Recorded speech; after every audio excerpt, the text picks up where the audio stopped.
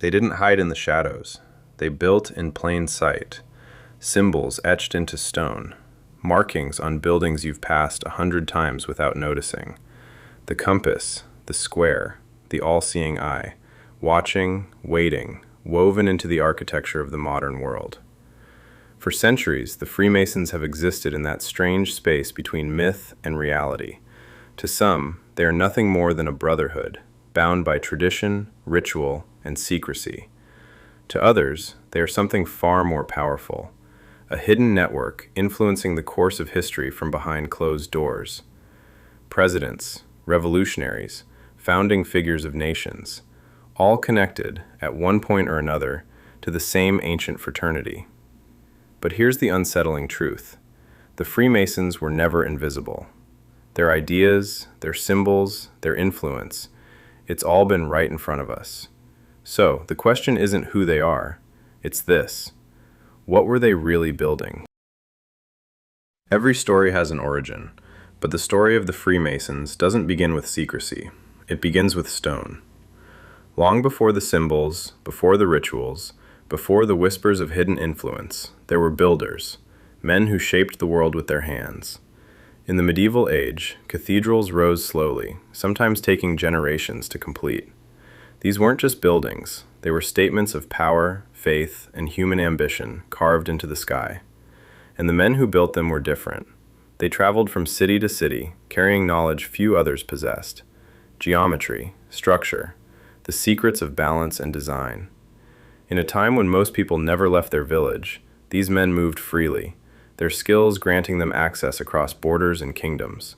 They became known as Freemasons, not just workers of stone, but keepers of knowledge.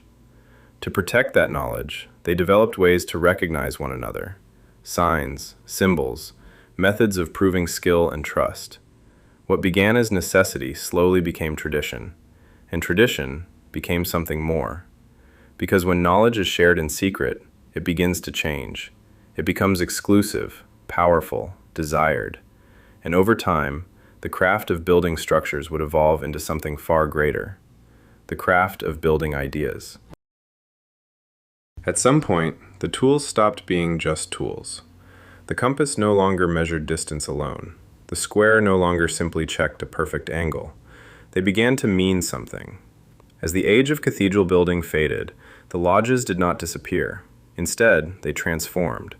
No longer filled only with working stonemasons, they opened their doors to men who had never shaped a single block of stone. Philosophers, thinkers, men drawn to something deeper than the physical craft. They were called speculative masons, and what they built could not be touched. Inside the lodge, the language of construction became symbolic. The act of shaping stone became a metaphor for shaping the self. Rough edges represented flaws. Precision represented discipline. The perfect structure, an ideal man.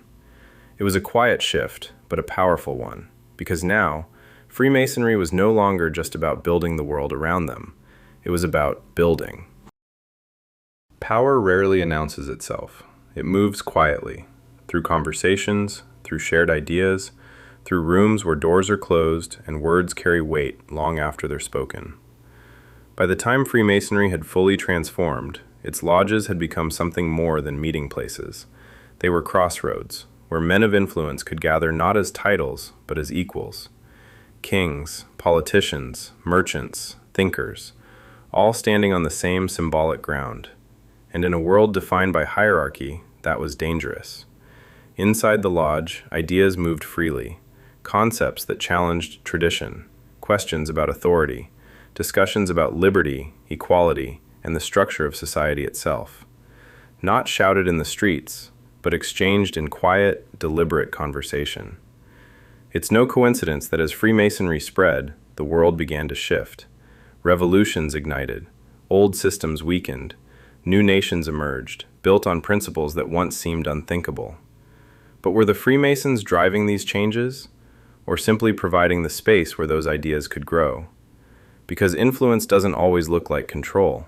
Sometimes it looks like a room full of men, thinking freely for the first time.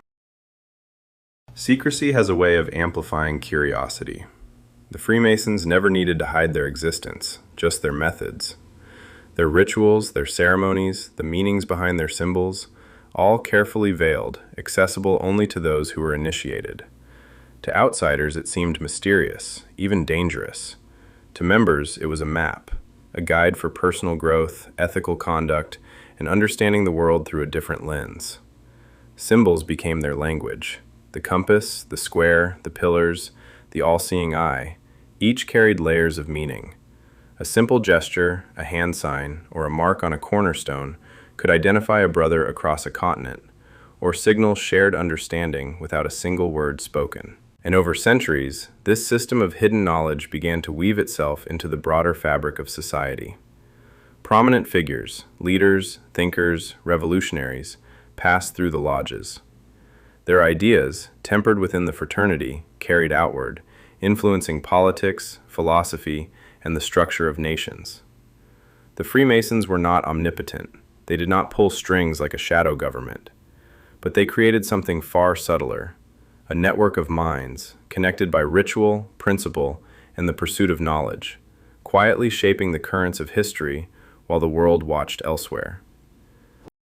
By the 18th century, Freemasonry had spread far beyond the stone halls of Europe. Lodges appeared across the Atlantic, in the growing cities of the Americas, where the ideals nurtured within their walls began to intersect with a world on the brink of revolution. Here, the fraternity attracted men who were not only thinkers, but doers, men who would one day sign documents that changed nations, lead armies, or shape constitutions. Within the lodge, these men were equals. Outside, they faced a world defined by rank, privilege, and inherited power. The rituals, the symbols, the secret teachings, they were no longer just about self-improvement. They became a language of influence, a shared code that connected the powerful across distance and circumstance. A handshake, a glance, a symbol etched into stone or paper could signal trust, allegiance, or shared understanding. And in this subtle web of connection, the Freemasons demonstrated something profound. Influence does not always require dominance. Sometimes it spreads quietly, through ideas, mentorship, and the bonds of fraternity, leaving a mark on history that is both invisible and enduring. Throughout history, rumors have clung to the Freemasons like shadows to stone.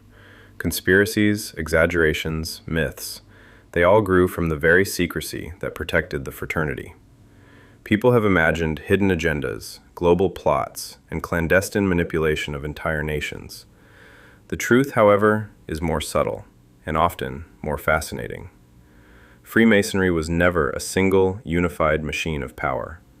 There was no grand council directing the fate of the world. Instead, influence spread quietly through lodges that shared ideas, principles, and a network of trust. Members debated philosophy, explored ethics, and refined leadership, not for conquest, but for understanding. The lessons learned within a lodge often traveled outward, carried by those who would go on to shape governments, revolutions, and societies. It is a reminder that power is not always visible. Sometimes it is the silent shaping of minds, the fostering of ideals, the cultivation of character. And in that quiet way, the Freemasons left a footprint on history, one built not with force, but with thought, connection, and the enduring weight of tradition. The Freemasons are not just a chapter in history. They are still here.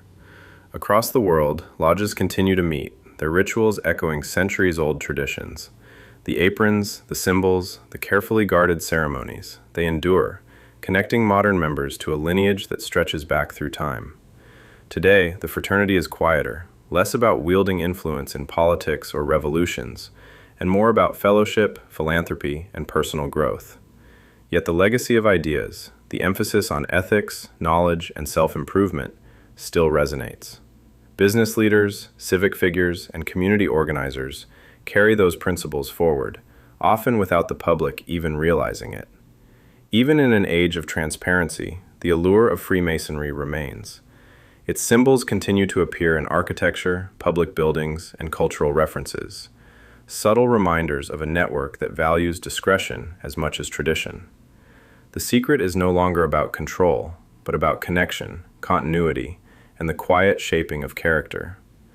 In a world that changes every day, the Freemasons endure, not as rulers behind a curtain, but as keepers of a tradition that reminds us that some knowledge, some craft, and some ideas are timeless. And so the story comes full circle, from the medieval Masons who shaped cathedrals to the speculative lodges where ideas of liberty and equality quietly took root, to the modern fraternities still meeting today. The Freemasons have left their mark in ways both visible and invisible. They were never a shadowy government pulling strings, nor merely a social club. They are something more subtle, a network of minds, a tradition of symbols, and a pursuit of knowledge and character that transcends time. The world they touched continues to move, often unaware of the influence passed down through secret handshakes, whispered lessons, and shared ideals. Their power has never been in domination, but in the slow, quiet shaping of thought, ethics, and community. Perhaps the most enduring lesson of Freemasonry is this: influence is not always loud. Sometimes it is carved into stone, carried in ritual, and passed from one generation to the next, timeless, enduring, and quietly shaping the world, one mind at a time.